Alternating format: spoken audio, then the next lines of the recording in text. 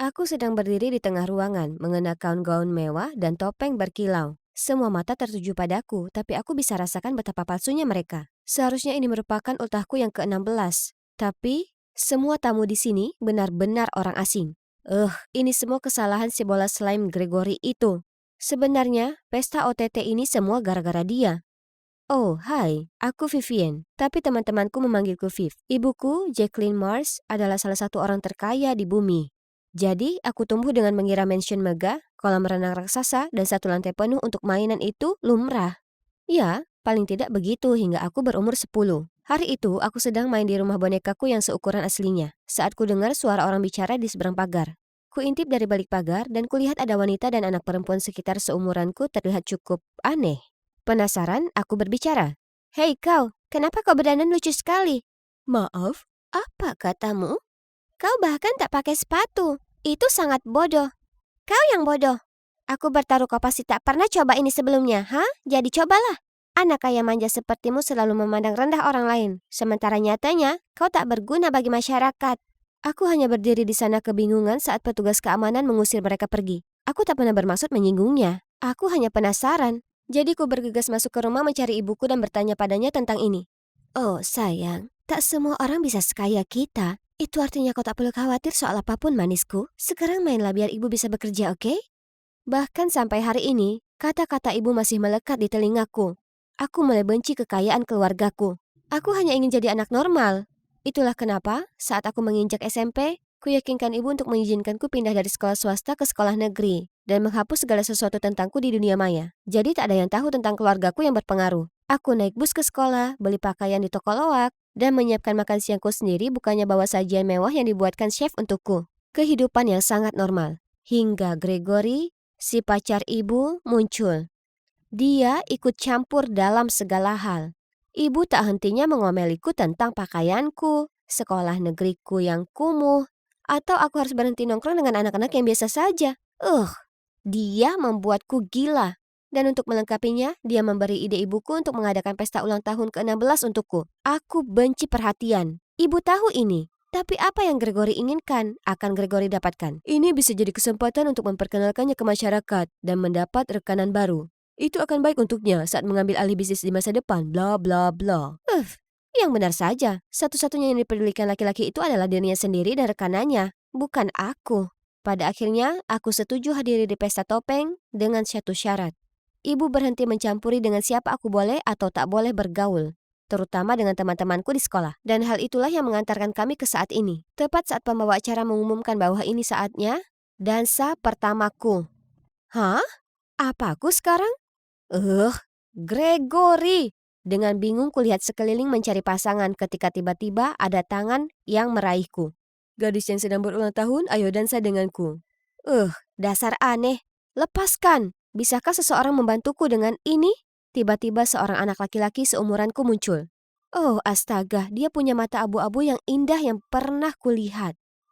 Permisi Pak, aku yakin nona itu telah setuju untuk melakukan dansa pertamanya denganku. Terima kasih orang asing tampan. Saat kami dansa, aku tak tahan untuk tak menatap dengan terpesona pada matanya yang menawan. Kami hendak meninggalkan lantai dansa ketika dia berbisik di telingaku. Tunggu di sini, aku akan segera kembali.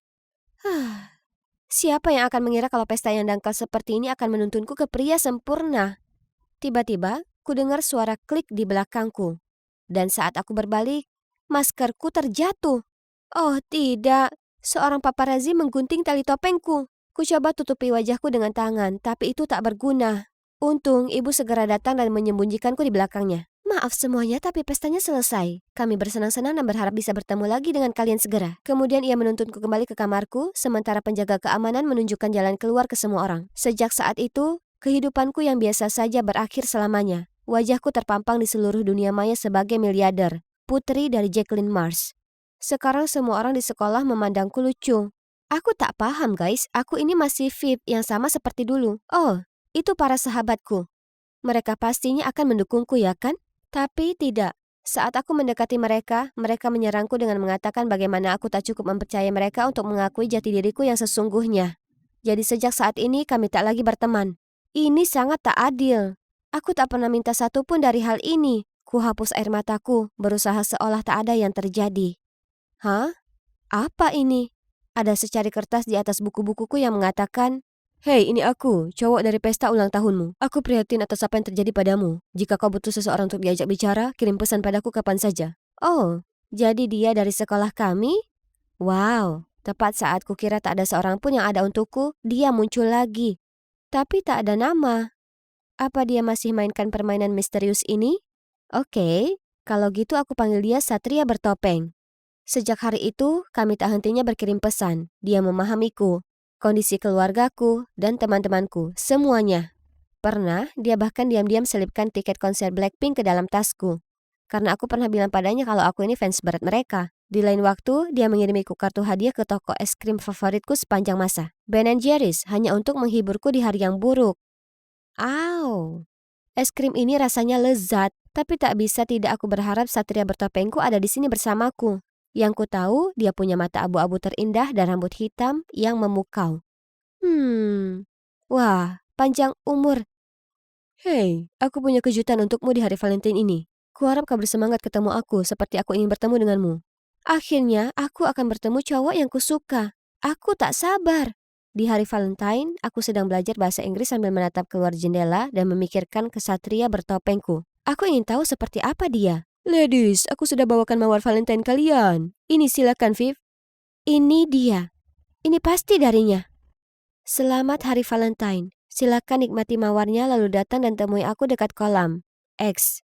Dengan cepat kubuka permennya, memasukkannya ke mulutku lalu bergegas menemui pria impianku. Di mana dia? Saat aku berusaha memanggilnya, ruangan mulai berputar. Kulihat bayangan sosok hitam yang kabur. Kemudian, kepalaku rasanya membunuhku. Di mana aku? Dan tangan siapa yang kugenggam? Tunggu dulu. Mata itu? Dia pasti. Syukurlah kau sudah siuman. Apa kau adalah yang berdasar denganmu di pesta ulang tahunmu? Secara nyata. Ngomong-ngomong, aku Jeremia. Aku punya harapan lebih indah untuk pertemuan tatap muka kita yang pertama kali, tapi ya sudahlah. Ternyata dia selalu tahu aku pergi ke sekolah yang sama dengannya. Tapi dia agak terintimidasi dengan pengaruh keluargaku. Jadi dia putuskan untuk mengenalku lewat pesan terlebih dahulu. Dia bilang polisi telah temukan semacam zat tidur dalam permen mawarku. Sebelum aku bisa menanyainya lebih lanjut tentang hal ini, ibu masuk kamar dan memelukku.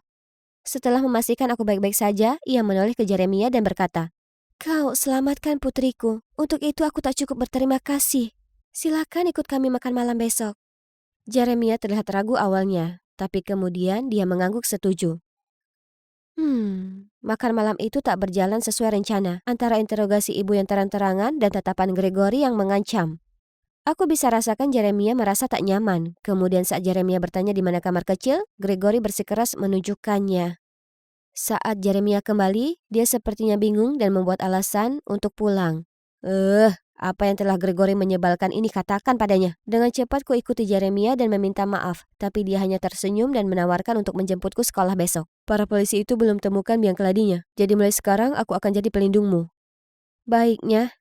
Setelahnya, aku nongkrong dengannya setiap hari. Hebat, ya kan? Hanya saja, entah kurasakan tak sama dengan saat ketika kami berkirim pesan. Dulu kami punya ikatan yang dalam. Sekarang rasanya hanya seperti dua teman yang sedang bergaul. Oh, dan belum lagi Olivia. Teman masa kecil Jere yang sepertinya tak bisa meninggalkannya sendirian lebih dari 2 detik. Suatu kali, Jere dan aku berada di bioskop bersama. Tapi coba tebak, siapa yang kebetulan muncul dan duduk di sampingnya? Yap, Olivia. Parahnya, dengan tawa mereka dan saling berbagi popcorn, aku merasa seperti obat nyamuk. Aku tak mau merasakan hal ini lagi, jadi aku pulang saja ke rumah dengan taksi acak yang terparkir di luar bioskop. Tapi nasib sial, pengemudinya tak tahu jalan. Dia bahkan tak punya ponsel dan aku harus pinjamkan milikku untuk GPS. Pria itu merampasnya langsung dari tanganku. Kasarnya. Tapi tunggu, ini sudah jam 9. Kenapa dia masih mengenakan penutup mata dan bahkan memakai topeng? Saat itu, aku menyadari kalau mobil itu sudah melewati perbatasan kota. Hentikan! Mobil tiba-tiba dipenuhi asap. Dan hal terakhir yang ku tahu adalah dia memiliki mata yang sama persis seperti milik Jere. Aku terbangun mendapati diriku sendiri di ruang tua dengan sarang laba-laba. Di mana tempat ini? Dan sopir pria itu? Aku harus keluar dari sini sekarang. Ah, tepat di saat itu, dia masuk ke ruangan dengan senyuman. Apa kau tak mengenaliku?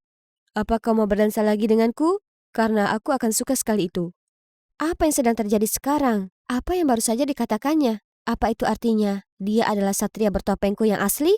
Mungkin itulah kenapa aku tak merasa terhubung dengan Jeremia. Kenapa Jerry berbohong padaku kalau begitu? Begitu banyak pertanyaan muncul di benakku. Ketika tiba-tiba aku dengar sebuah mobil berhenti di luar. Pria itu segera pergi memeriksa. Ini bisa jadi kesempatanku untuk kabur. Saat aku sampai di bawah, kulihat pria pengemudi itu bicara ke Jeremia. Jadi aku bersembunyi di balik pintu dan terus mengawasi. Cameron, hentikan saja ini. Membalas dendam pada ayah kita itu satu hal. Tapi ini sudah selangkah lebih jauh. Bawa Vip kembali ke keluarganya sekarang dan akhiri ini. Aku tahu ini terdengar buruk, tapi percayalah, aku tak pernah sakiti Vip. Aku tak bermaksud membuatnya jatuh ke kolam renang. Itulah kenapa aku masuk untuk menyelamatkannya. Tapi aku butuh dia sebagai umpan untuk tunjukkan ke dunia betapa brengseknya si Gregory itu. Dia tak pantas menjadi ayah kita. Hah? Kubungkam diriku sendiri karena terkejut. Gregory adalah ayah mereka? Dan cowok bernama Cameron itu adalah yang menyelamatkanku. Bukan Jerry? Jangan kau lupa siapa yang menantarkan kita saat ibu hampir saja menemui ajal. Kemudian mengambil semua bisnis dan properti, bakar rumah kita dan meninggalkan kita dalam keadaan tak berdaya. Bajingan itu pantas mendapatkan bagiannya. Aku berusaha memikirkan semua. Saat mobil lain tiba, milik Gregory. Dengan cepat aku sembunyi di bawah tangga sebelum ia masuk ke dalam dengan beberapa bodyguard. Cameron, Jeremiah, anak-anakku, kalian begitu cepat dewasa. Sudahi omong kosongnya. Kembalikan bisnis itu pada kami, dan apa yang menjadi hak kami, maka akan kami lepaskan putri tirimu. Dasar. Seperti ayah dan putranya. Sangat cerdas, tapi masih amatir putra-putraku. Kalian tahu, gadis itu bagiku adalah penghalang bagiku untuk dapatkan warisan. Jadi, tolong, silakan saja dan rawat nona kecil pengganggu itu. Apa ayah tak takut kami akan ungkap semua yang baru saja ayah katakan? Dan siapa yang akan percaya padamu sekarang? Jacqueline terpesona olehku. Jadi dia akan percaya apapun yang kuucapkan. Ular itu. Beraninya dia bicara tentang ibuku seperti itu. Tak bisa kutahan amarahku. Aku lompat keluar dari persembunyianku dan menjerit ke Gregory. Apa yang barusan kau katakan tentang ibuku? Kau pengkhianat licik dan pembohong. Senang bisa bicara dengan kalian semua, tapi kesenangan ini harus berakhir di sini. Selamat tinggal. Para penjaga menerjang ke depan, hendak meringkusku saat para polisi mendobrak pintu untuk masuk dan di belakang mereka, Ibu, berhenti di sana. Beraninya kau lakukan ini pada putriku. Wajah Gregory berubah menjadi lebih pucat dari hantu saat dia bergumam. Jackie sayang, kenapa kau di sini? Tapi tepat waktu untuk menyelamatkan kesayangan kita, Vivian. Berhentilah berakting. Aku sudah dengar semua yang kau katakan. Dan kau akan masuk ke penjara untuk waktu yang sangat lama. Kemudian para polisi mengiringnya dan para pengawalnya pergi. Melihat ibu, aku senang sekali. Aku bergegas memeluknya. Ternyata investigasinya saat insiden kolam renang mengarahkannya ke Cameron. Jadi saat mengkonfrontasinya, dia akhirnya ceritakan semua padanya. Itulah bagaimana mereka punya rencana untuk menangkap basah Gregory. Ibu dan para polisi itu sudah menunggu untuk menyergap Gregory di sekitar sini. Kemudian, ya, kalian tahu kelanjutannya. Banyak hal yang terjadi dalam 3 bulan. Ibu akhirnya menyelesaikan semua urusan legal. Jadi sekarang properti Gregory gabungkan dengan miliknya untuk dapat kepercayaannya, sekarang diserahkan kembali ke Cam dan Jeremiah. Kusadari kalau menjadi kaya bukanlah hal buruk. Terutama itu berarti dengan pengaruh seperti ini. Aku bisa membantu mereka yang kurang beruntung dan membuat perubahan berarti. Sekarang aku membantu ibu dengan bisnis serta kegiatan amalnya dan aku sangat menikmati itu. Aku bangga dengan ibuku yang luar biasa dan pekerja keras. Dan aku bangga menjadi diriku sendiri. Dan coba tebak, aku sekarang punya teman sejati yang menyukaiku apa adanya. Sedangkan untuk Jeremiah, dia minta maaf atas segalanya. Dia dulu khawatir kakaknya akan menyakitiku, jadi dia bohong untuk melindungiku. Kami berbaikan tentu saja dan jadi sahabat baik. Namun aku tak yakin bisa mengatakan hal yang sama tentang kakaknya. Dia melakukan apa saja yang dia bisa untuk memohon pengampunanku. Tapi aku tak bisa. Kemudian suatu hari, Jerry memintaku datang ke rumahnya untuk mengunjungi ibunya. Dia memohon agar aku tak berpikiran buruk terhadap anak-anaknya, terutama Cameron. Dia jatuh cinta padamu, apa kau tahu? Dia selalu membicarakanmu dan bagaimana dia berharap semuanya bisa berbeda. Oh astaga, kata-katanya mulai mempengaruhiku. Saat aku berjalan keluar pintu, kulihat Cameron duduk di teras. Dia berbalik dan menatapku, dan kurasakan jantungku berdebar karena satria bertopengku yang bermata kelabu. Jadi, ku hela napas panjang. lalu berjalan mendekatinya tepat saat mentari mulai terbenam.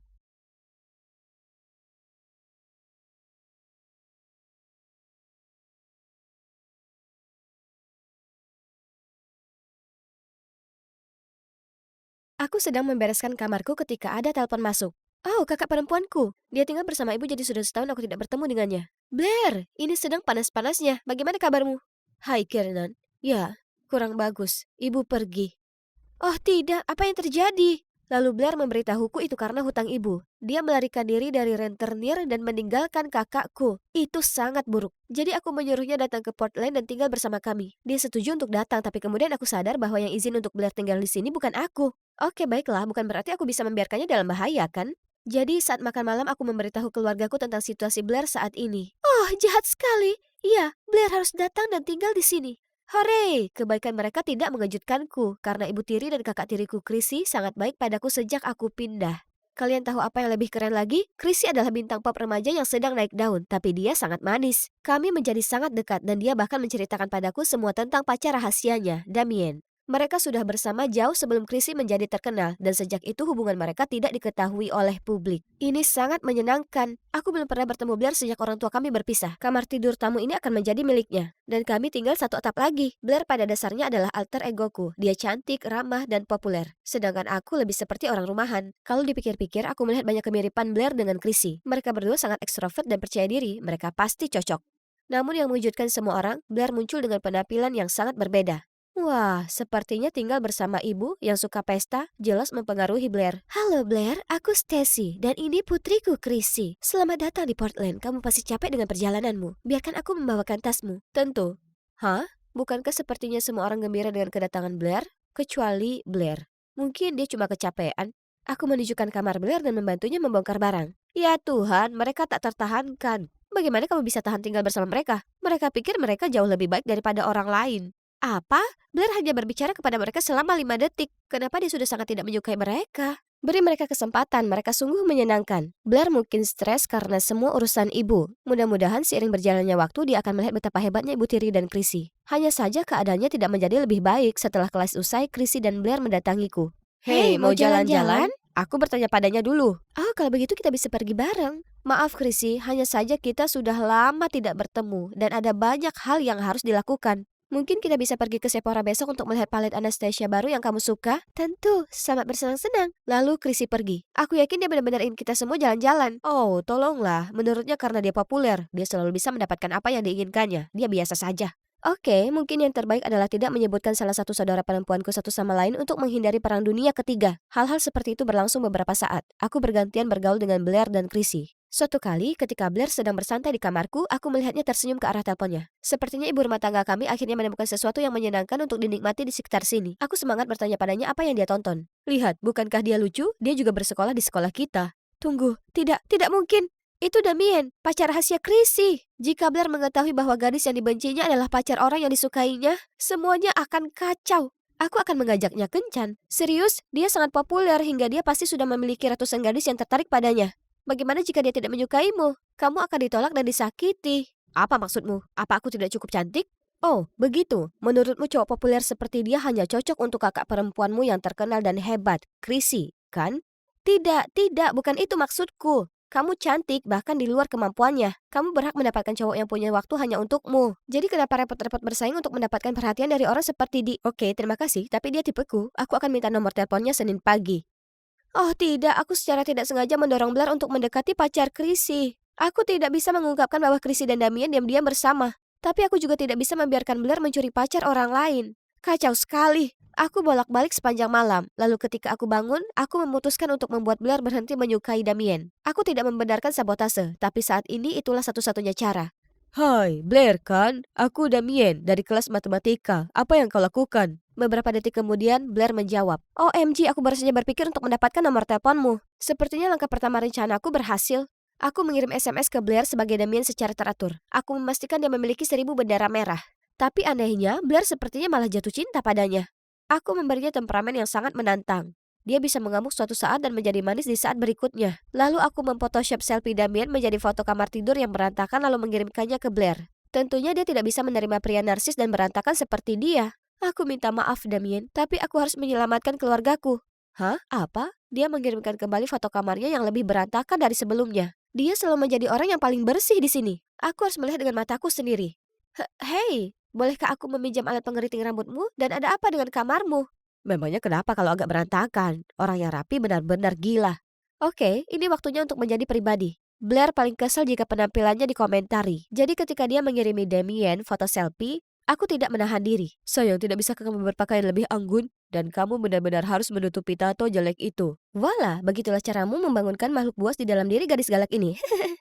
Namun keesokan harinya, Blair tampil dengan tampilan yang benar-benar baru. Lebih buruk lagi, dia berjalan langsung ke Damien. Aku harus berpura-pura memiliki keadaan darurat untuk mencegah terjadinya bencana. Setelah itu aku SMS Blair. Aku belum siap untuk memberitahu semua orang tentang hubungan kita. Tolong mengerti sayang, kamu tahu aku menyukaimu. Itu seharusnya menghentikan dia untuk mencoba mendekatinya lagi.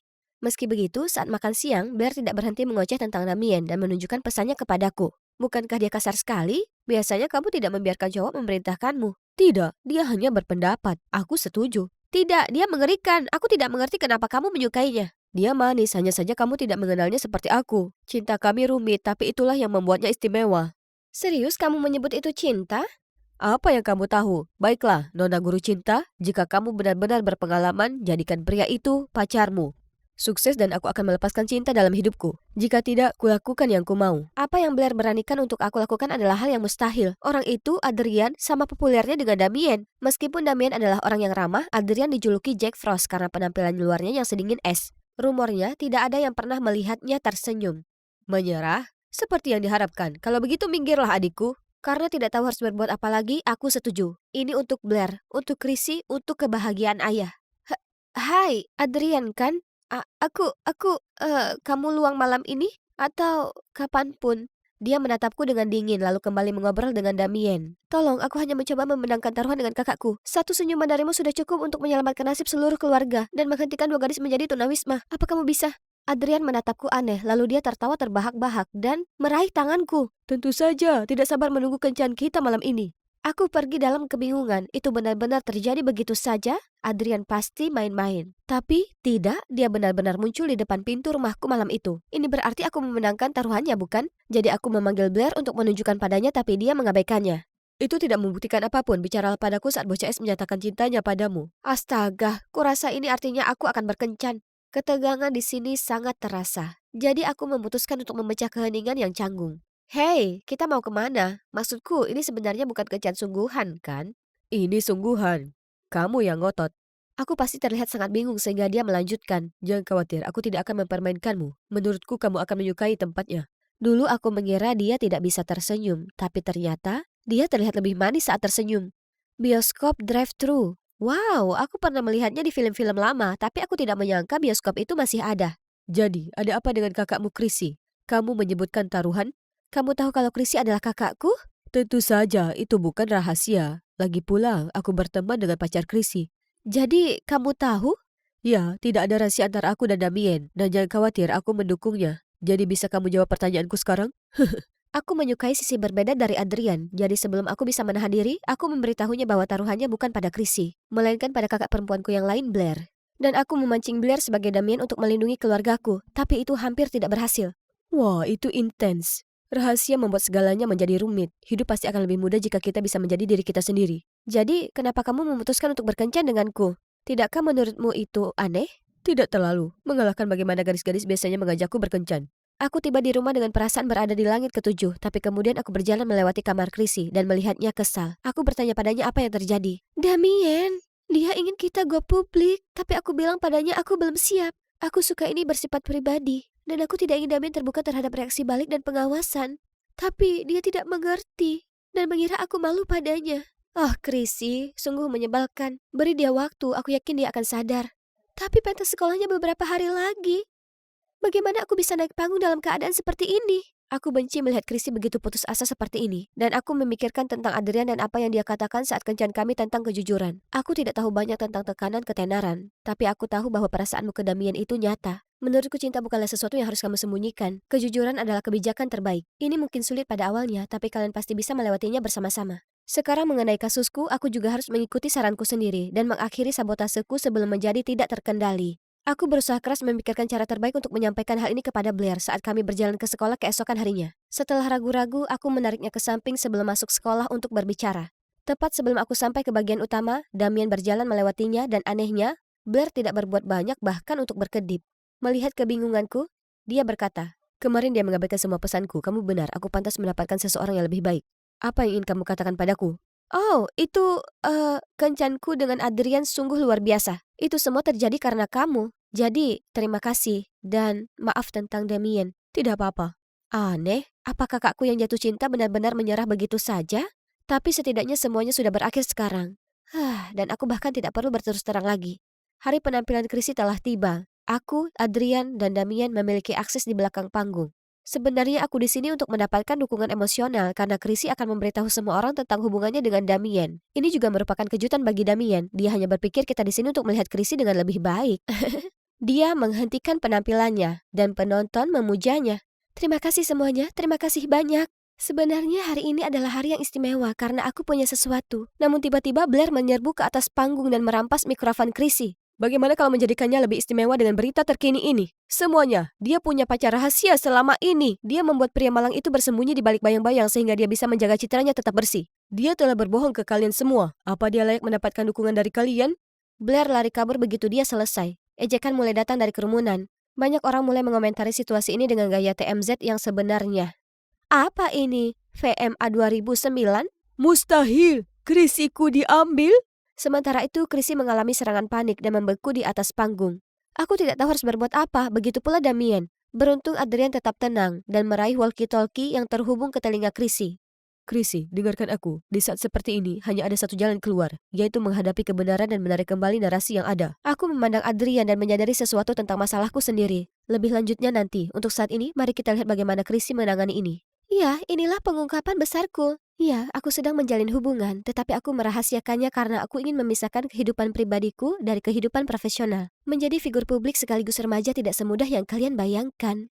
Jadi aku tidak ingin menyeret orang yang kucintai ke dalam kehidupan itu terlalu cepat. Kalau dipikir-pikir, mungkin ini bukan cara terbaik untuk mengatasi hal ini. Aku tidak akan menyembunyikan apapun dari penggemarku lagi, dan mereka yang benar-benar mendukungku tidak akan berbicara buruk tentang keputusanku. Semuanya, aku ingin kalian bertemu Damien, pacarku. Penonton menjadi liar. Oh, ini manis sekali. Tapi aku masih punya satu masalah lagi yang harus dihadapi dengan Blair. Aku mencari kemana-mana dan akhirnya menemukannya bersembunyi di bawah bangku penonton. Blair, ini aku. Ayo keluar. Aku mulai berbicara tentang apa yang baru saja terjadi, tapi Blair tidak mau mendengarnya. Aku tahu segalanya, kamu menipuku karena kamu mengira aku idiot. La la la la la la. Aku membiarkan dia menyelesaikan kemarahannya dan menenangkan diri. Lalu aku minta maaf dan mengatakan yang sebenarnya. Aku melakukannya hanya karena aku tidak ingin kamu mengejar laki-laki yang sudah punya pacar. Aku tahu aku melakukannya dengan cara yang salah. Tapi aku hanya ingin menjaga keluarga kita tetap bersama. Aku mencintaimu dan tidak ingin lagi berada di tengah kecemburuanmu terhadap Chrissy. Kalau saja kamu memberinya kesempatan, kamu bisa saja jujur padaku. Ini semua karena kamu lebih memilih Chrissy daripada aku, kan? Tidak, tentu saja tidak. Aku hanya ingin melindungimu dan agar tidak ada lagi konflik antara kamu dan Chrissy. Aku minta maaf. Mohon maafkan aku.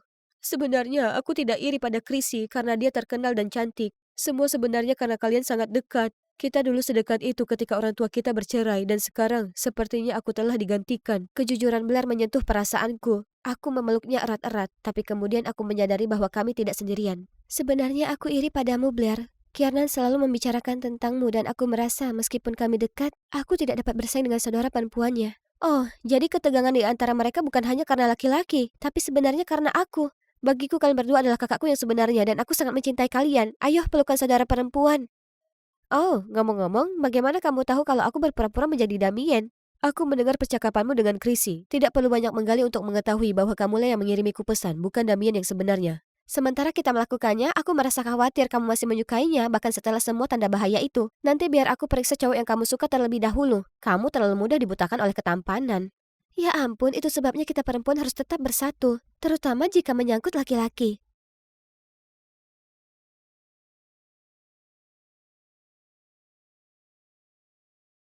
Sungguh hari yang indah. Coba tebak siapa yang baru saja mendapat peran utama pada drama musikal klub berikutnya? Yap, aku. Saat aku tenggelam dalam alunan musik, aduh, aku menabrak seseorang dan terjatuh. Ah, apakah buta? Kau kira kau ini sangat spesial sampai kau bisa bebas melenggang di tempat ini sesuka hatimu? Tidak lagi. Kenapa aku terus saja bertemu dengannya? Itu Keira, cewek jahat dari klub musikku. Aku menyanyi, dia menari. Aku selalu pastikan untuk tetap berada dalam jalurku, tapi entah kenapa, Keira tak mau berhenti mengkritikku. Tolonglah. Kau terdengar seperti kucing menjerit. Beri saja aku kuku yang berderit di papan tulis daripada kicauanmu setiap hari. Kenapa sih dia itu jahat sekali? Hah? Apa ini? Oh, sebuah dompet. Pasti ada yang menjatuhkannya. Tapi aku satu-satunya orang di lorong ini. Pasti ada kartu identitas atau semacamnya di dalamnya ya kan? Jadi ku buka dompet itu untuk memeriksa. Tapi tidak. Tak ada kartu siswa, tak ada identitas. Malah hanya ada selembar foto asing. Dan sekumpulan kartu keanggotaan VIP dengan nama Sofia di atasnya. Oh, tempat ini sangat mewah. Orang ini pasti sangat kaya raya. Aku harus serahkan ini ke kantor polisi. Tapi tunggu, bukankah ini? Oh ya Tuhan, satu tiket untuk Franz Ferdinand malam ini. Aku suka sekali dengan band itu, dan itu untuk area VIP. Meskipun aku membawanya ke kantor polisi sekarang, toh mereka masih belum bisa temukan pemiliknya sebelum konser. Sebaiknya tak kita biarkan tiket luar biasa ini terbuang percuma, ya kan? Jadi, bagaimana kalau aku akan nikmati konser malam ini atas nama gadis ini. Kemudian aku akan berikan dompet itu ke kantor polisi nanti. Beneran. Wah, ini panggung terbesar yang pernah kulihat dalam hidupku. Aku ke tempat dudukku dan dengan bersemangat menunggu acara dimulai saat ku dengar suara di sampingku. Hei, kau pasti Sophia. Astaga, cowok ini tampan. Tapi dia keliru mengira aku orang lain. Tunggu dulu.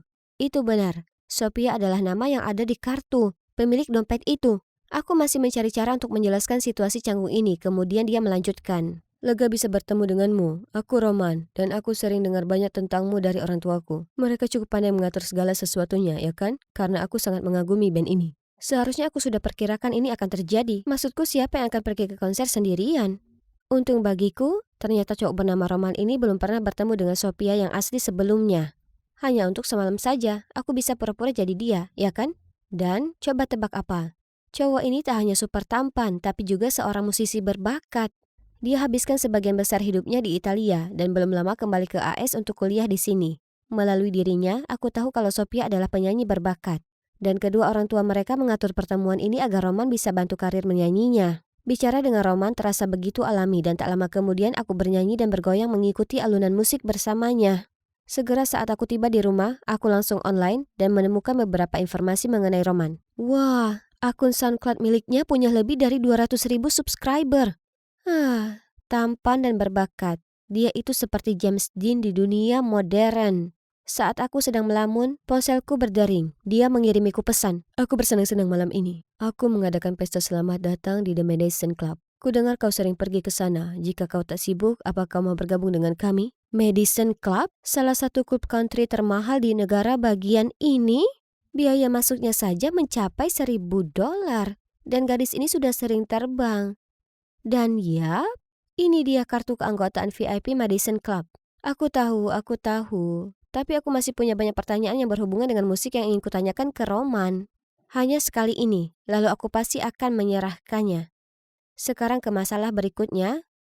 Aku tak bisa pakai pakaian biasa-biasa saja ke The Madison Club. Aku butuh sesuatu yang sopan, tapi terlihat mahal. Kalau aku jadi Sophia, kemana aku akan belanja? Ya, di Crystalline Mall. Keesokan paginya, aku jalan ke mall perbelanjaan eksklusif dengan seluruh tabunganku. Tapi, bagaimana mungkin gaun pendek ini harganya $5.000? Apa sungguh ada orang yang mau bayar sebanyak itu untuk gaun sekecil ini? Satu-satunya barang yang mampu kubeli adalah sebuah jepit rambut berkilau. Biar sajalah. Aku menggeretakkan gigi sambil membawa jepit rambut itu ke meja kasir, bersama semua uang tunai yang kupunya dan kartu keanggotaan. Tapi yang mengejutkan, tak hanya kudapatkan jepit rambut itu gratis, tapi mereka juga menghadiahiku tas cantik ini. Rupanya, itu hari ulang tahunku. Ya, lebih tepatnya ulang tahun Sophia. Jujur, aku merasa agak bersalah menikmati semua layanan ini atas nama Sophia. Tapi aku tak memakai uangnya sedikit pun, karena tas ini gratis, jadi aku bisa menyimpannya, bukan? Keesokan harinya, aku pilih gaun sederhana tapi cantik, dan tas baruku yang indah lalu memakainya ke sekolah. Karena aku berencana langsung pergi ke pesta. Saat sahabatku Anna mendatangiku, dia mengambil dan melihat tasku, lalu melongo tak percaya. Sebuah tas Chanel? Apa kau jual ginjal untuk membelinya? Ini adalah hadiah. Di mana kau dapatkan itu? Itu edisi terbatas hanya untuk anggota VIP di Crystal Lane Mall. Mengaku saja, ini palsu ya? Kiera dan temannya yang sulit diatur melakukannya lagi. Aku berusaha menarik pergi Anna karena aku tak mau cari masalah. Tapi dia masih sempat bertepuk tangan ke mereka. Itu asli 100%. Pacar Messi yang kaya raya membelikannya. Iri? Kiera mencibir, lalu berkata kecuali ku telepon pacarku untuk datang. Dia akan beritahu seisi sekolah kalau kami ini para pembohong tragis. Ayo Messi, tunjukkan ke mereka bagaimana rasanya dipermalukan. Oh tidak, apa yang sebaiknya kulakukan? Berkat tatapan penuh harap Anna dan senyum puas Kiera, aku tak punya pilihan lain kecuali meminta Roman menjemputku sepulang sekolah. Dia bilang dia akan datang menjemputku seusai kelas. Segera saat aku keluar dari gerbang sekolah, kulihat Roman menunggu di samping Bugatti Chiron yang mengkilap. Dia menyapaku dengan senyum lalu membuka pintu untukku. Aku tak perlu menoleh untuk tahu kalau Kiera sedang memandangiku dengan mata berapi-api. Setelah ini, dia tak akan berani menghinaku lagi, ya kan? Oh, tempat ini bahkan lebih mewah dari yang kubayangkan. Karena kami lebih awal, Roman mengajakku menyanyikan lagu sementara dia main piano. Aku mulai menyanyi dan dia juga ikut menyelaraskan. Dan momen ini terasa luar biasa. Betapa kerennya melihat dia begitu larut dalam musik.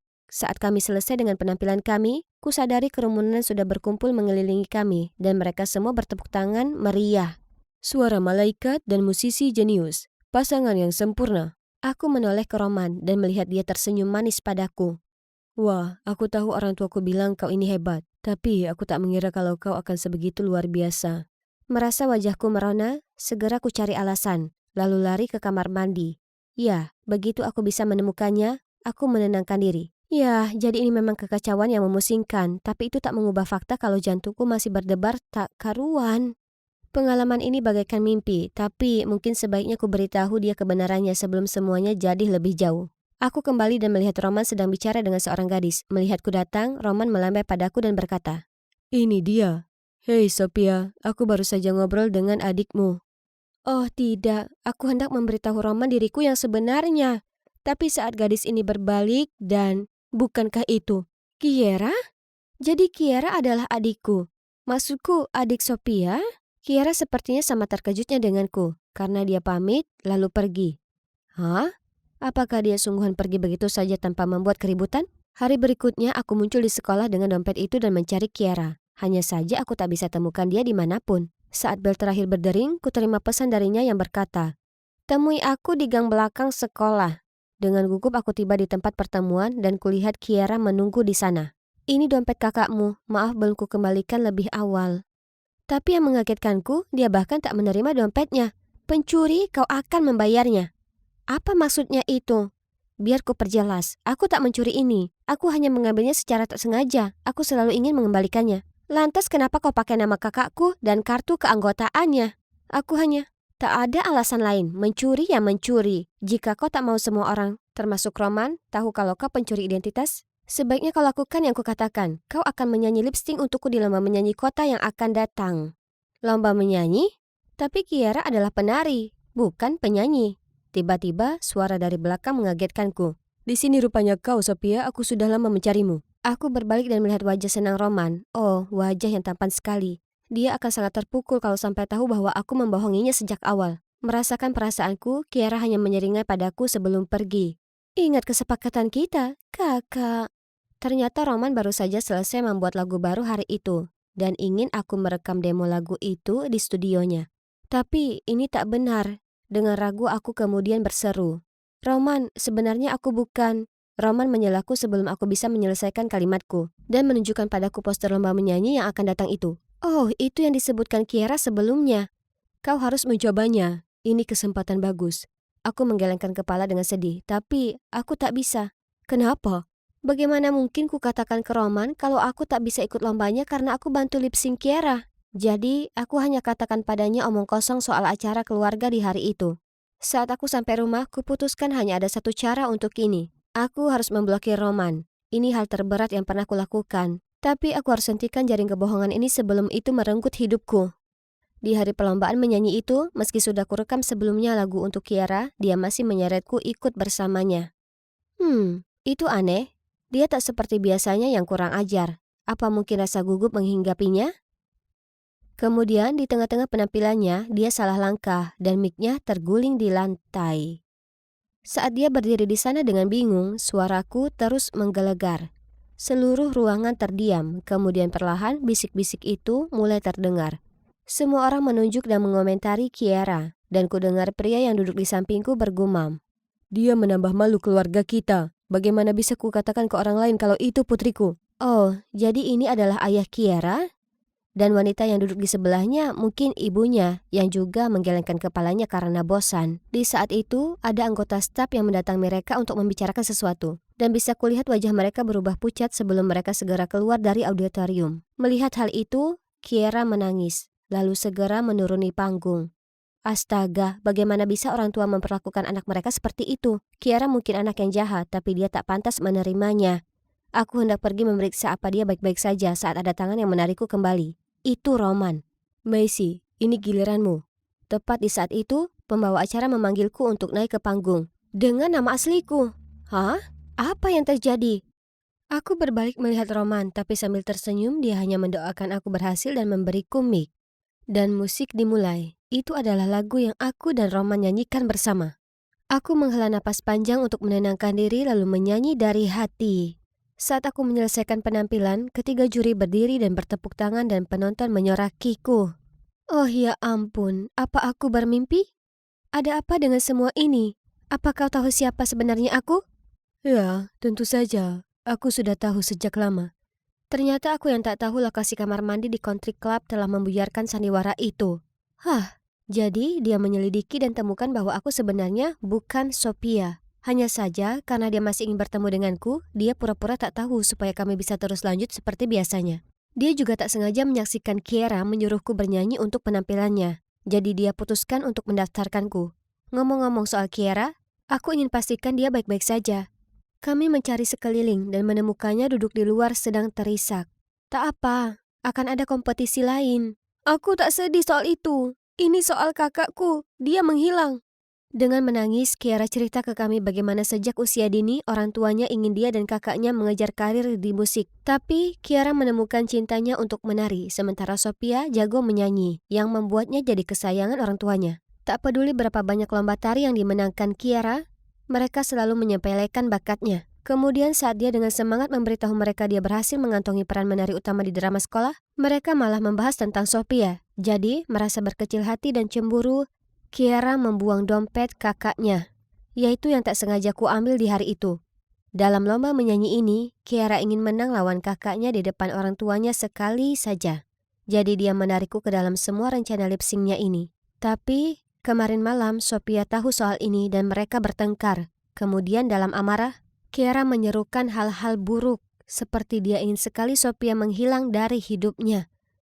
Hanya saja pagi itu, dia bangun dan mendapati kakaknya sudah benar-benar pergi. Hingga saat ini, Sophia masih belum muncul di auditorium ketika sudah hampir gilirannya untuk tampil. Bagaimana kalau Sophia tak akan pernah kembali? Seharusnya aku tak sejahat itu. Aku dan Roman menenangkan Kiara, lalu kami pergi mencari Sophia bersama. Kiara membawa kami ke tempat kesukaan Sophia, tapi dia tak bisa ditemukan. Tiba-tiba, aku teringat foto yang dengan hati-hati terselip di dalam dompetnya. Ini pasti tempat istimewa untuknya. Ini rumah keluargaku yang lama. Kami dulu tinggal di sini saat aku masih kecil. Kami bergegas ke sana dan menemukan Sophia duduk sendirian di depan rumah. Mereka berdua saling berpelukan dan menangis sesegukan seperti dua anak kecil. Sambil menangis, mereka bicarakan semua. Ternyata, sementara Kiara iri dengan kakaknya, Sophia juga tak lebih baik. Dia selalu ditekan oleh ekspektasi orang tua mereka sejak dulu dan dia selalu merasa kasihan pada Kiara karena semua hak istimewa yang dimilikinya. Kau tahu, kau tak bisa menilai ikan lewat kemampuannya memanjat pohon. Jika memang menyanyi itu passionmu, jalani saja sepenuh hati. Tapi jika bukan, jangan takut untuk mengejar apa yang membuatmu senang. Maksudku, kau sebenarnya penari yang sangat luar biasa. Jadi, pada akhirnya, Sophia dan Kiara berbaikan. Setelah bertengkar hebat dengan orang tua mereka, kedua bersaudara itu bebas mengejar passion mereka sendiri. Kiara fokus menari, sedangkan Sophia dan teman-temannya membentuk band indie seperti yang selalu diinginkannya. Sedangkan aku, ya, sudah kudapatkan pelajaran bahwa kalau kau temukan barang hilang, bawalah segera ke kantor polisi. Untung bagiku itu tak berakhir terlalu buruk. Aku membantu dua saudara berbaikan dan bahkan kudapatkan untuk diriku. musisi yang sangat berbakat ini.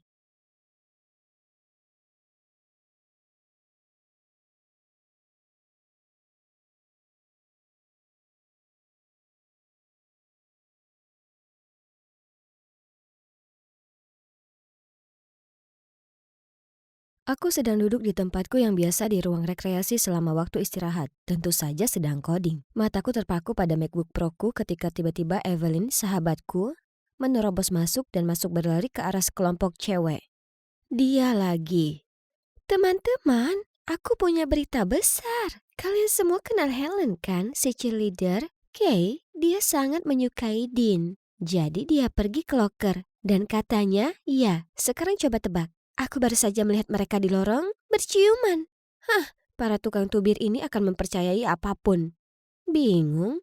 Biar kuringkas untuk kalian. Mereka membicarakan tentang loker misterius yang terletak di gang belakang sekolah. Bagian yang menyeramkan adalah ia benar-benar dapat berbicara dan meramalkan pasangan cinta masa depan kalian. Agar berhasil, kalian harus datang ke loker antara jam 6 dan 7 malam. Ketuk tepat 3 kali dan ucapkan mantra. Mawar itu merah, violet itu biru. Di dunia cinta, hanya kita berdua. Lalu, tanyakan apakah kamu dan orang yang kalian sukai cocok. Jika loker mengatakan ya, maka selamat. Tetapi jika tidak, sayang sekali kalian kurang beruntung. Ini buktinya, loker itu pasti memiliki semacam kekuatan ramalan. Tentu saja, apa kalian tahu kenapa? Karena loker itu dirasuki oleh roh yang mabuk cinta. Ya ampun, andai saja anak-anak naif ini tahu yang sebenarnya. Loker mistis yang sangat mereka puja sebenarnya adalah produk IT canggih yang dalangnya adalah aku. Tidak akan ada yang menyangkakan. Ngomong-ngomong, namaku Karina. Tapi orang-orang sering memanggilku gadis robot karena aku seorang jenius teknologi yang sangat keren. Tapi anak-anak seusiaku tidak menghargai bakatku karena mereka sepertinya cuma peduli pada cinta. Terutama si Alicia yang di sana. Dia membenci IT dan berasumsi bahwa siapapun yang terlibat di dalamnya adalah kulkas dingin yang tidak pernah memiliki hubungan. Jadi, sebagai seorang ahli teknologi, aku harus membuat rencana cemerlang untuk membuktikan bahwa dia salah. Aku menghabiskan setiap waktu luang yang aku punya untuk coding. Aku meretas sistem sekolah untuk mengumpulkan informasi siswa seperti zodiak, golongan darah, hobi, dan orientasi karir. Lalu aku menggunakan ini sebagai database untuk membuat kalkulator kecocokan cinta. Dan begitulah gagasan pertamaku lahir. Mudah sekali. Penggunaannya sederhana. Yang harus aku lakukan hanyalah memasukkan 2 nama dan loker itu akan menunjukkan ya atau tidak. Mengetahui seberapa besar teman-temanku percaya pada hal-hal spiritual, aku menyusun rencana lokerku. Aku menemukan loker berkarat ini di gang buntu di belakang sekolah kami. Menempelkan walkie-talkie di dalamnya dengan lem super, menguncinya dengan baik, lalu dan walkie-talkie lainnya di tangan. Aku tinggal di ruang peralatan sekolah yang cukup nyaman untuk berada di sisi lain dinding. Yang lebih menarik lagi, aku bahkan menggunakan aplikasi pengubah suara untuk mendapatkan nada berhantu yang sempurna. Lalu, aku secara anonim menyebarkan rumor tentang kekuatan magis loker itu ke blog sekolah. Trikku dengan cepat berhasil, dan sejak hari peluncuran, 15 pasangan telah berhasil dijodohkan. Apa kalian bisa membayangkan? Cinta sejati? Oh, ayolah, itu semuanya tergantung pada algoritma sederhana. Itu saja. Tapi, satu hal lagi, aku belum memberitahu Evelyn tentang ini. Ya, aku suka dia, tapi dia bukan yang terbaik dalam menyimpan rahasia. Tepatnya, dia adalah seorang tukang gosip sejati yang mau tidak mau menyebarkan gosip apapun yang dia dengar ke seluruh sekolah. Bagaimanapun, aku perlu menguji apakah lokernya benar-benar berfungsi terlebih dahulu. Lalu aku akan memberitahunya, mungkin saat aku berhasil menjodohkan 20 pasangan. Untungnya, menjaga rahasia yang satu ini darinya ternyata mudah. Karena perhatiannya tertuju pada kekasihnya, Jess, cowok keren di sekolah. Di matanya, Jess seperti malaikat atau semacamnya. Sepertinya aku satu-satunya yang tidak memandangnya seperti itu. Suatu malam, aku sedang mengambil giliran loker saat aku mendengar suara yang aku kenal. Suara Evelyn. Ya ampun, aku sudah bisa menebak dia ingin bertanya tentang dia dan Jess. Algoritma mengatakan iya. Dan aku bisa mendengar Evelyn berteriak kegirangan saat pengumuman itu. Baiklah, kalau dia senang, aku pun senang. Tapi itu tidak berlangsung lama. 1 jam kemudian, saat aku mau pergi, Lebih banyak langkah kaki datang ke arah loker dan aku mendengar ketukan di atasnya. Mawar itu merah, violet itu biru. Tunggu sebentar. Jess, apa yang dilakukan di sini? Apa aku cocok pacaran dengan Karina? Apa? Tidak mungkin. Apa ada sesuatu yang mengenai kepalanya? Aku langsung bilang tidak. Tidak perlu kalkulator untuk itu. Awalnya dia diam, tapi kemudian bertanya lagi apakah aku mau jadi pacarnya. Jawabannya tetap tidak. Dia bertanya lagi dan lagi pada loker, tetapi tidak. Astaga, ada apa dengan orang ini? Keesokan harinya di sekolah, aku melihat Evelyn memakai gaun ungu keberuntungannya. Oh, tidak, apakah dia akan mengaku pada Jess? Aku harus menghentikan ini. Hei, aku ada urusan darurat. Kamu harus ikut denganku. Karina, apa yang kamu lakukan? Tapi sudah terlambat saat Jess mendekati kami. Hei, sedang apa kamu? Tarik tambang?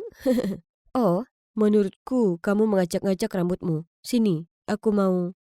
Astaga, dia terlalu dekat. Dan yang paling parah adalah Evelyn melihat semuanya. Tepat pada saat itu, bel berbunyi dan dia berangkat ke kelas. Jess, si bodoh ini.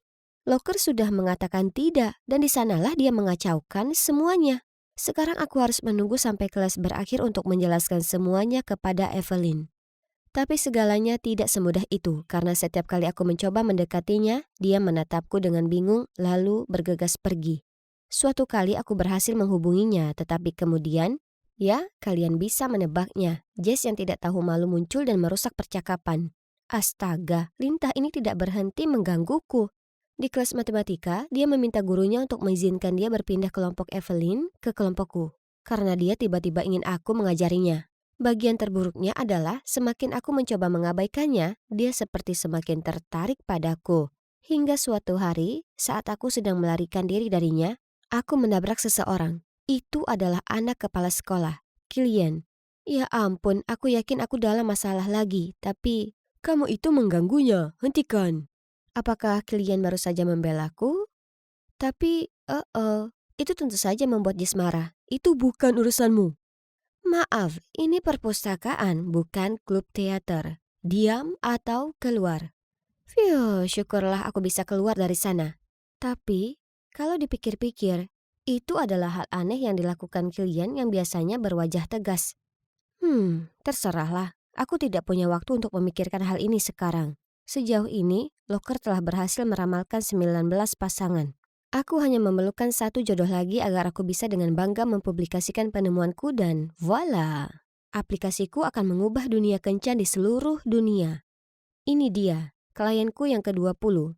Tunggu, bukankah itu Kilian? Dan coba tebak siapa yang dia tanyakan. Ya, aku. Mungkin semua orang benar tentang julukan gadis robot. Karena selama ini aku tidak tahu apa-apa tentang Jess. Dan sekarang, Kilian. Aku memasukkan datanya dan hasilnya tidak. Tapi tunggu dulu, bagaimana jika aku pacaran dengan Kilian? Apakah itu akan membuat Jess menyerah dan berhenti menggangguku dan Evelyn tidak akan menjaga jarak dariku lagi? Sudah diputuskan. Lokernya berbunyi iya. Senin pagi aku berada di ruang belajar mengerjakan proyek kelompok matematika bersama Jess ketika sebuah catatan diberikan kepadaku. Hei, aku tahu ini cukup mendadak, tapi maukah kamu pergi bersamaku hari Sabtu jam 3 sore? Kilian. Aku mengintipnya dan melihatnya tersenyum untuk pertama kalinya. Oke, aku hendak menulis jawabanku ketika Jess mengambil catatan itu. Membacanya, lalu menatap lurus ke arah Kilian. Kamu, aku, ayo keluar. Apa yang akan dia lakukan sekarang? Aku diam-diam mengikuti mereka ke lorong, tetapi Evelyn muncul tepat di belakangku dan memberi isyarat agar aku diam. Saat itulah aku mendengar Jess menanyakan apa yang terjadi antara aku dan Kilian. Tidak ada apa-apa, cuma loker cinta terkenal yang melamarkan Karina dan aku akan bersama. Jess terkejut untuk berbicara ketika wajahnya berubah menjadi ungu karena marah. Jadi tidak ada yang terjadi antara kamu dan Jess? Tentu saja tidak. Aku sudah mencoba memberitahumu hal itu selama ini.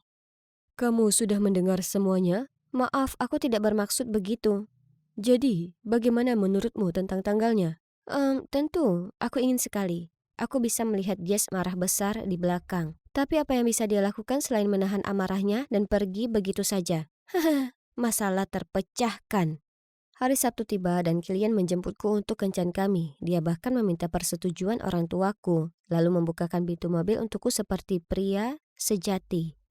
Sejujurnya, aku agak gugup, tapi dia sangat pandai menghiburku. Dia kemudian membawaku ke drive-thru es krim yang sangat keren ini. Dan kebetulan, kami memilih rasa yang sama, butter pecan. Sebelum aku menyadarinya, aku sudah merasa sangat nyaman berada di dekatnya. Dan apa kalian tahu apa bagian terbaiknya? Perhentian terakhir kami adalah planetarium. Kami duduk berdampingan, di bawah langit berkilauan bertabur bintang. Wow, kencan ini lebih baik dari yang kuharapkan. Aku melihat sisi baru dari dirinya, yang begitu hangat dan penuh perhatian. Berada bersamanya membuatku merasa senang. Mungkin algoritmanya kurang akurat, kan? Memang dikatakan bahwa Kilian dan aku tidak akan pernah menjadi pasangan. Tapi apa yang aku rasakan kemudian membuktikan sebaliknya. Aku masih melamun ketika alarmku tiba-tiba berbunyi. Sudah 5.15? Benar, aku harus pergi ke loker dan mengganti baterai walkie-talkie. Jadi aku segera pamit pada Kilian lalu lari ke gang. Saat aku membuka loker untuk mengeluarkan walkie-talkie, "Karina, apa kamu membuka loker? Bagaimana? Kecuali kamu." "Oh, aku tidak tahu caranya tapi kamu benar-benar menipu seluruh sekolah." Aku membeku di tempat, tidak tahu harus berbuat apa. "Tidak terlalu panik, aku tidak akan memberitahu siapapun. Itu saja, selama kamu menjadi pacarku." "Kenapa kamu sangat terobsesi denganku? Kamu bisa pacaran dengan siapapun. Kenapa aku?" "Karena kamu berbeda sayang, kamu menarik dan entah bagaimana tidak mudah terpengaruh olehku. Sehingga menjadikanmu sangat menantang." Bajingan ini membuatku ingin muntah. Dia bisa mengeksposku semaunya tapi aku tidak akan pernah mendekatinya lagi. Aku mendorong melewatinya untuk pergi. Tapi tiba-tiba dia meraih tanganku dan mencoba memaksaku ke pelukannya. "Lepaskan aku, dasar gila. Aku tidak pernah bermaksud untuk menjadi seperti ini. Aku hanya ingin membuktikan bahwa data adalah kekuatan pendorong kompatibilitas. Tapi mungkinkah aku salah?" Aku memutuskan sudah waktunya untuk mengakui semuanya kepada Evelyn sebelum Jess memberitahunya terlebih dahulu. Hanya keesokan paginya ketika aku tiba untuk menjemputnya seperti biasa, ibunya memberitahuku bahwa dia sudah pergi. Apakah ada sesuatu yang tidak ku ketahui? Aku menyalakan notifikasi ponselku dan saat itulah aku melihatnya. Alicia telah memposting foto Jess yang sedang menarikku, tapi sudutnya membuatnya tampak seperti dalam kata-kata Alicia, kami berciuman. Hah? Jadi itulah alasan kenapa Evelyn tidak ingin bertemu denganku. Dan apa pendapat Kilian tentang ini? Aku tiba di sekolah tepat ketika Kilian keluar dari mobilnya. Aku bergegas ke arahnya dan saat mata kami bertemu, aku bisa melihat dia sangat terluka. Lalu dia berbalik dan pergi. Tanpa berpikir panjang, aku menyusulnya dan aku mencurahkan isi hatiku dan memberitahunya bahwa akulah orang di balik loker. Bagaimana aku terlibat dengan Jess karena Evelyn dan bagaimana aku berbohong padanya saat dia pergi ke loker. Tapi saat itulah aku menyadari bahwa aku mempunyai perasaan terhadap seseorang, padamu. "Maaf, kamu dalang di balik loker cinta? Mustahil." Astaga, aku sangat senang bisa mengungkap semua rahasiaku. "Kalau begitu, kita punya masalah besar." Evelyn kemudian mengantarku menyusuri koridor, dan yang kulihat hanyalah kekacauan belaka.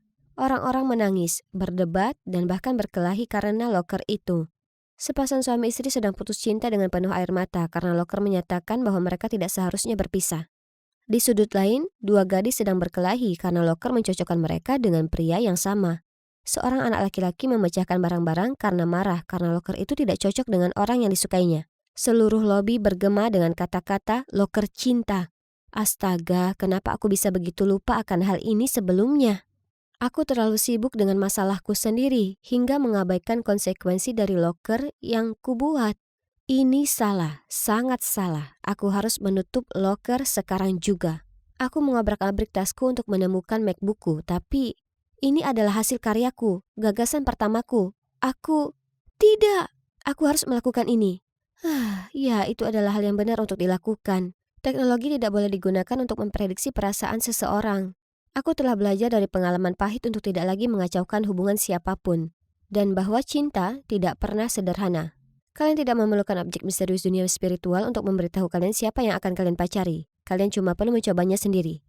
Nah, sudah 3 bulan sejak aku menutup loker cinta terkenal itu. Sekarang semuanya akhirnya kembali normal. Dan coba tebak, aku punya pacar. Yap, aku dan Kilian baru resmi jadian minggu lalu. Evelyn tidak menyukai Jess lagi. Dia bersumpah tidak akan lagi mengejar cowok tampan brengsek dan sok itu. Sebaliknya, dia hanya akan menunggu cowok yang tepat datang.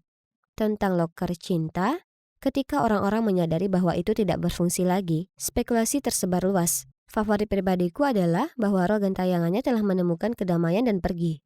Tapi tetap saja, sesekali aku mendengar seseorang bergosip tentang loker cinta berhantu yang pernah menjungkir balikan seluruh sekolah. Dan mau tak mau aku merasa merinding.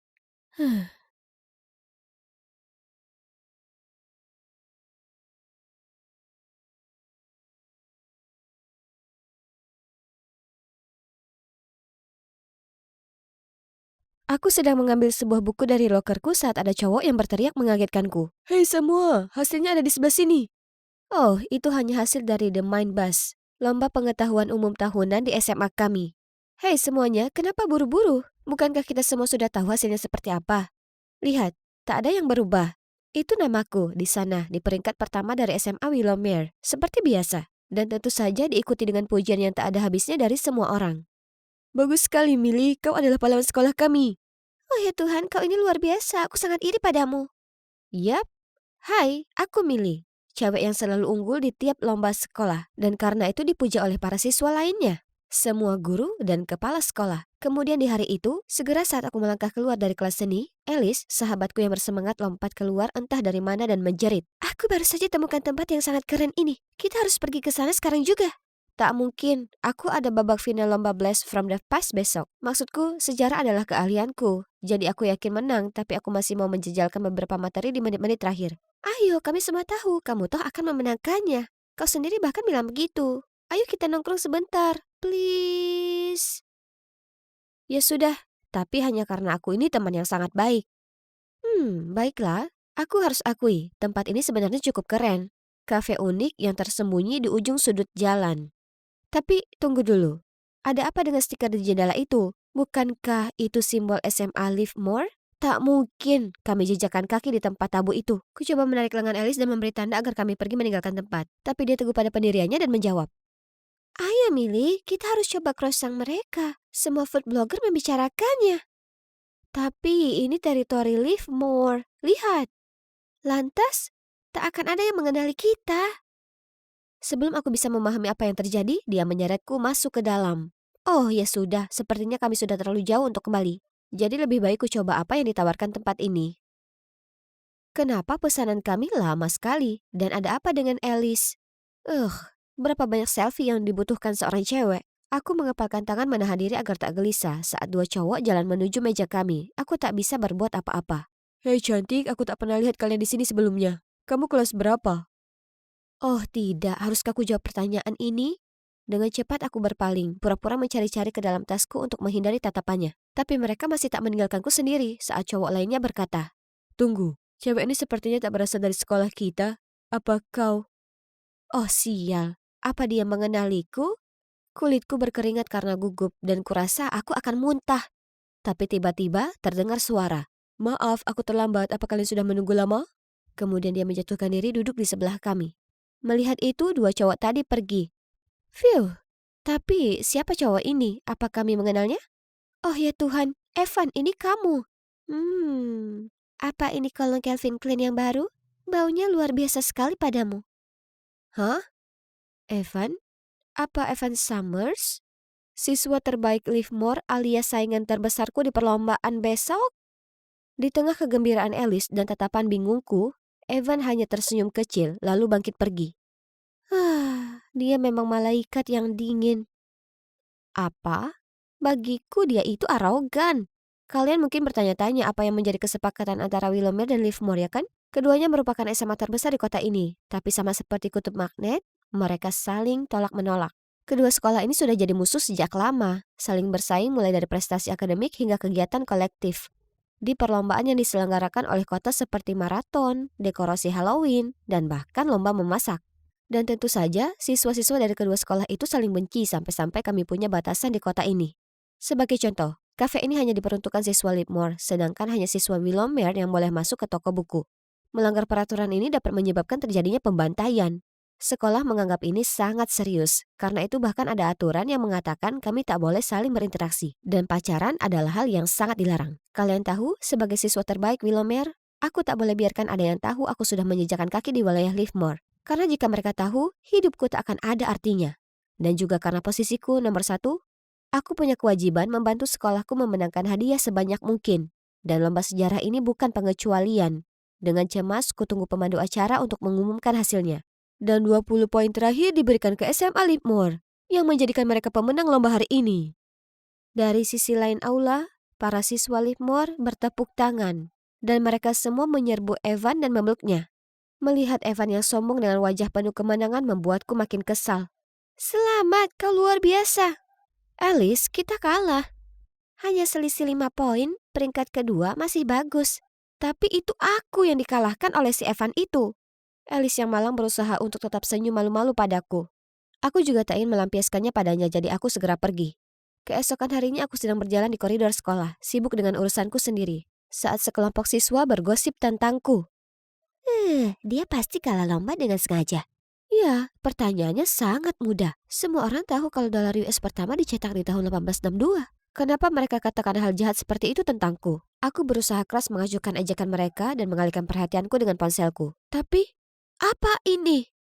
Seseorang mengunggah fotoku, Alice dan Evan duduk bersama di kafe itu tempo hari. Oh tidak, dan parahnya lagi dari sudut ini, kami semua terlihat seperti dekat. Geram ku tinggalkan tempat, tapi Polly, gadis menyebalkan ini, menghadang jalanku dan mengejekku. Millie, kalau kau tak suka tempat ini, kau bisa saja pindah sekolah. Sengaja kalah dari Livermore itu sungguh memalukan. Aku tak melakukan hal seperti itu, dan itu bukan urusanmu. Aku segera pergi darinya dan teman-temannya yang menyeringai. Masalahnya sepertinya seluruh sekolah sudah melihat foto itu dan menyimpulkan kalau aku ini pengkhianat. Paling tidak keadaan tak mungkin lebih parah lagi ya kan? Salah. Nasib sialku berlanjut saat ku terima kembali esai bahasa Inggrisku. B-. Ini tak mungkin. Aku tak pernah dapat nilai kurang dari A, sekalipun. Aku sedang memeriksa tesku saat tiba-tiba ada pengumuman lewat pengeras suara memintaku datang ke ruang kepala sekolah.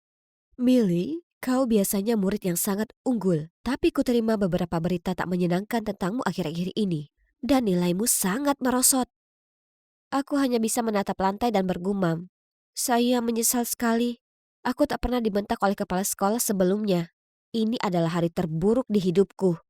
Bu Garcia terdiam beberapa saat sebelum dia melanjutkan. Namun, saya masih punya keyakinan padamu. Jadi saya akan beri kamu kesempatan terakhir untuk buktikan dirimu. Kota ini jadi tuan rumah camp mesin Rube Goldberg dan sekolah kita harus menang. Bisakah kau wujudkan itu, Millie? Kupaksakan tersenyum dan mengangguk. Tak masalah, Bu. Hadiah pertama akan jadi milik kita. Percayalah. Ini kesempatanku untuk tunjukkan ke semua orang kalau aku mengabdi ke sekolah ini. Namun ada satu masalah sepele yang sangat kecil. Fisika bukanlah keahlianku. Tak apa, aku hanya perlu lakukan yang terbaik ya kan? Kuhabiskan 2 minggu berikutnya membuat rencana, meneliti, dan menguji ide dengan kelompokku. Namun akhirnya kami berhasil ciptakan mesin Rube Goldberg yang sempurna.